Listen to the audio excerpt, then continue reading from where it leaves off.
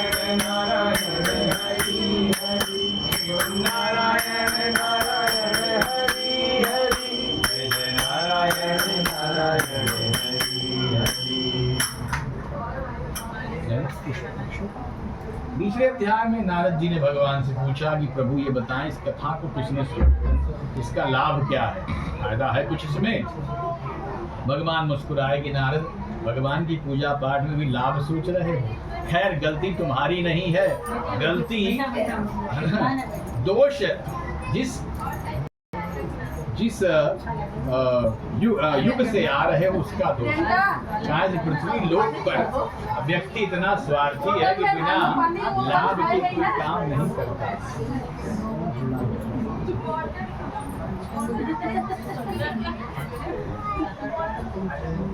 या तो माइक रहा तब आनंद आ, तो दोष उस लोक का है जहाँ से तुम आ रहे हो। नारद, हे नारद, ध्यान रखो कि पूजा पाठ सदैव लाभ ही प्रदान करता है। भगवान की पूजा बाएं नहीं जाती, सदैव आपका कल्याण करती है। हे नारद, ध्यान पूर्वक श्रवण करो। वाराणसी में जहाँ पर आज दशाश्वमेध घाट है, वहीं पर कालांतर में भद्रशीला नाम की नगरी हुआ करती। राजा भद्रशील वहाँ के राजा थे। उन्हीं के राज्य में एक साधु बनिया रहा करता था, जिसकी पत्नी का नाम लीलावती था।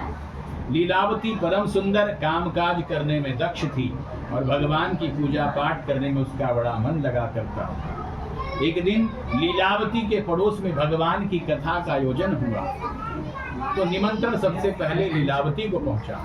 लीलावती सुंदर वस्त्र पहनकर, नए वस्त्र पहनकर और सुंदर आभूषण पहनकर वह पूजा में आई।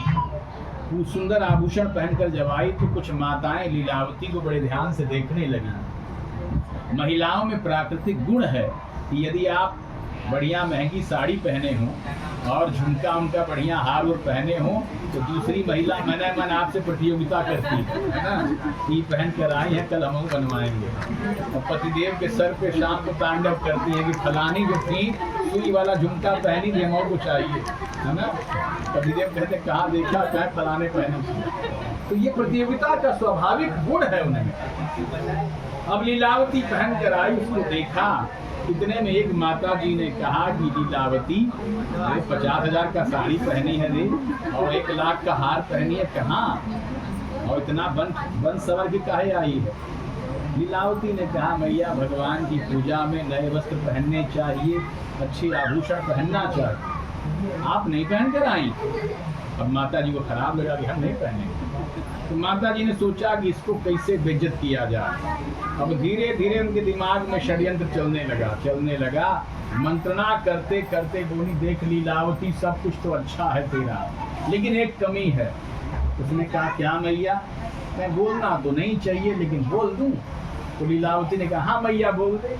मैया ने कहा, सब कुछ अच्छा है, बढ़िया वस्त्र पहनी है, अच्छे आभूषण पहनी है, लेकिन तेरे पास न बेटा है न बेटी है, तू तो बांझ है और तुझे ऐसे शुभ कार्यों में नहीं आना चाहिए। इतनी बड़ी बात बेइज्जती कर दी।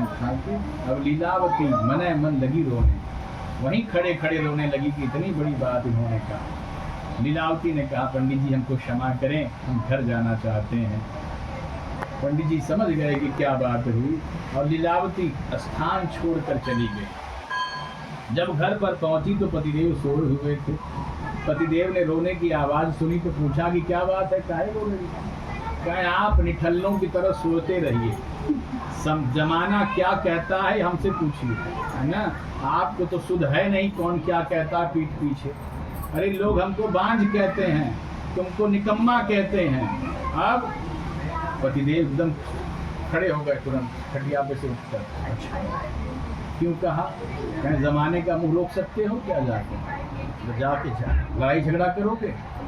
कुछ कर्तव्य करो, कुछ उसके लिए प्रयोजन करो, कर्म करो, ताकि इस जो हमारे पर धब्बा जो लग रहा है तो वह धब्बा छूट जाए। पतिदेव का दिमाग खुल गया। वहां से उठे, सीधे गंगा नदी के तट पर गए, जहाँ पर राजा भद्रशील भगवान की कथा सुन रहे थे। कथा विराम हुई, पंडित जी के पास गए, पैर पकड़ लिए, बोले महाराज बहुत दुखी हैं। महाराज ने कहा, क्या बात हो? बोली न बेटा हो रहा न बेटी हो रही है, जमाना हम लोगों को ताने मार रहा है, बांझ बांझ कह रहा है, कोई उपाय है महाराज? महाराज ने कहा कि बहुत सारे उपाय। एकादशी का व्रत है, प्रदोष का व्रत है ना, गोपाल संतान नाम की पूजा है, लक्ष्य चंडी यज्ञ है, सतचंडी यज्ञ है, श्री शिव महापुराण की कथा है, श्रीमद् भागवत महापुराण की कथा है, हरिवंश पुराण की कथा है। ये सब करिए प्रयोजन, आपको पुत्र क्यों नहीं होगा? तो मेन बात पूछे महाराज इसमें खर्चा कितना बैठेगा? महाराज ने कहा खर्चे वाली पूजा है, बस करना चाहोगे? बोले नहीं गुरुजी, कम खर्चे वाला बताओ जिसमें पैसा न लगे। तो महाराज ने कहा कि भाई कम खर्चे वाला तो एक ही कार्य हो सकता है कि जो प्रसाद चढ़ा है भगवान के सामने, ये अमृत के समान है। प्र माने प्रभु, स माने साक्षात, द माने दर्शन, इसका अर्थ होता है प्रसाद, है ना। जाओ ले जाओ, ये अपने पत्नी को भी खिलाओ, तुम भी खाओ, लेकिन पूरी श्रद्धा, विश्वास और भाव से भगवान से कामना करना, तुम्हारी मनोकामना अवश्य पूर्ण होगी। साधु बनिया घर पर आए, पत्नी को प्रसाद खिलाया, अरे पगली चुप हो जा, भगवान जिसको न दे उसको इंसान क्या देगा, आओ भगवान से कामना करते हैं। दोनों प्रसाद भक्षण किए और भगवान से के सामने संकल्प करते हैं कि हे भगवान सत्यनारायण, यदि हमारे पुत्र या पुत्री हो जाएगी तो हम दोनों आपकी कथा श्रवण करेंगे। भगवान दयाल है ना। एक चौपाई आती है, दीन दयाल बिरदु संभारी, हरहु नाथ मम संकट भारी। दीन दयाल बिरदु संभारी, हरहु नाथ मम संकट भारी। जय सिया राम, जय जय सिया राम, जय सिया राम, जय जय सिया राम, जय सिया राम, जय जय सिया राम, जय सिया राम, जय जय सिया राम। दोनों सांसारिक धर्म में प्रवेश किए।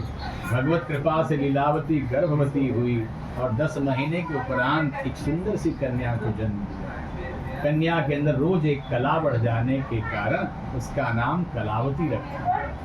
अच्छा, कलावती नाम की व्याख्या शास्त्र करता है, कहता है कि महिलाओं में, कन्याओं में, है ना, लड़कियों में अच्छे गुण होने चाहिए। अच्छा गुण माने खाना भोजन बनाने का गुण होना चाहिए, चाय शाय बनाने का गुण होना चाहिए, कपड़ा लत्ता पहनने का गुण होना चाहिए, वाणी मधुर होनी चाहिए, ठीक ना।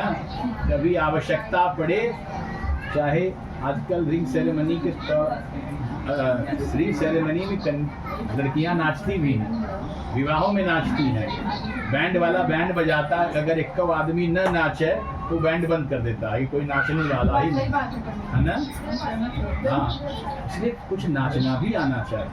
और हमारे जो शुभ गीत हैं, सोहर आदि, जो माता का पचरा उचरा है, वो गाना आना चाहिए। एक जगह हल्दी करवा रहे थे, हल्दी पर शुभ गीत गाया जाता है। बढ़िया साड़ी पहनी थी, अच्छा हार पहन कर आई थी। हम कहे कुछ गा दीजिए, कहें पंडित जी हमको नहीं आता। हम कहे जय जय सीताराम। तो गुण होना चाहिए। आप सुंदर हैं, अच्छे वस्त्र पहने हैं, गहना पहने हुए हैं, लेकिन यदि चाय बनाने का सहूर नहीं है तो सारी सुंदरता बेकार है, सारे कपड़े बेकार हैं आपके। इसलिए पढ़ाई के साथ साथ गुण भी होना चाहिए। आपके चेहरे की पूजा नहीं होती, आपके कपड़े की पूजा नहीं होती, आपके गुण की पूजा, है ना। गुण होना चाहिए, गुण ही से आप पूजे जाते हैं और गुण ही आपको जो है महान बनाता है। इसलिए गुण होना चाहिए, इसलिए उसका नाम कलावती रखा गया। मान लो बहुत सुंदर है, बढ़िया कपड़ा पहने, सब कुछ जानते हैं, लेकिन वाणी में कड़वाहट है। मेहमान आए, कौवे की तरह कांव से कर दिया के आयल, अब चचला भाग पर तो तुरंत सीढ़ी के नीचे उतर जाएगा। तो बताओ इतना तेज चिल्ला थोड़ा। इसलिए प्रेम से कौन आया। कई घरों में जाइए ना, तो काम धाम करती रहती हैं, पतिदेव कहते हैं अरे सुना था के आयल इतने समय। अब होता है कि झूला उठा के चल चला। जब ये तनी क्रोधित बात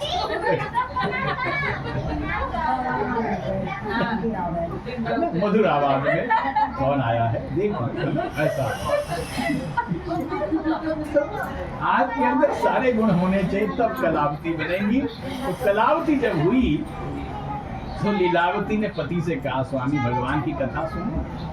पतिदेव सोचे भगवान थोड़ी कथा सुनते हैं, ये तो ब्राह्मण लोग अपने आडंबर करते हैं, है ना, कि ये करो वो करो, दुनिया भर का फल मिठाई मंगवा लेंगे, चढ़वा देंगे और जाते जाते साफ करते जाएंगे, क्या कथा सुने, ऐसे कहा उसने। तो पत्नी ने कहा कि स्वामी नास्तिक पना वाली बात नहीं कर, अरे भगवान को चढ़ा हुआ पदार्थ या रुपया या पैसा या मिठाई ब्राह्मण नहीं खाएगा तो कौन खाएगा? अरे उनके जो अपने पिता का उत्तराधिकारी है वही तो पाएगा, पिता का धन पुत्र को नहीं मिलेगा तो क्या पड़ोसी पाएगा? तो कहें अच्छा ज्ञान मत दो, जब हमारी इच्छा होगी तब हम भगवान की कथा सुनेंगे। पत्नी शांत हो गई। धीरे धीरे धीरे धीरे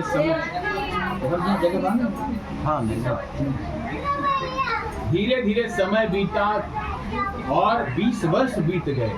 कन्या सयानी हो गई, विवाह के योग्य जब हुई तो पत्नी ने एक दिन कहा कि स्वामी भगवान विवाह करने से पहले भगवान की कथा सुन लीजिए। फिर स्वामी ने कहा कि देखो ब्याह शादी में बड़ा खर्च होता है और इसी में कथा भी सुन लें, अरे खर्चा बढ़ जाएगा, शांति बनाए रखो। जब हमको होगा कि हम कथा सुनने लायक है तब हम सुने। अर्थात अनिश्चित काल के लिए भगवान की कथा को टाल दिया गया और विवाह कर लिए। विवाह करके दामाद को घर जवाई बना लिया और घर जवाई बनाकर 10 दिन बाद व्यापार करने के लिए दूसरे नगर में चल पड़े। गंगा नदी के इस पार रहा करते थे।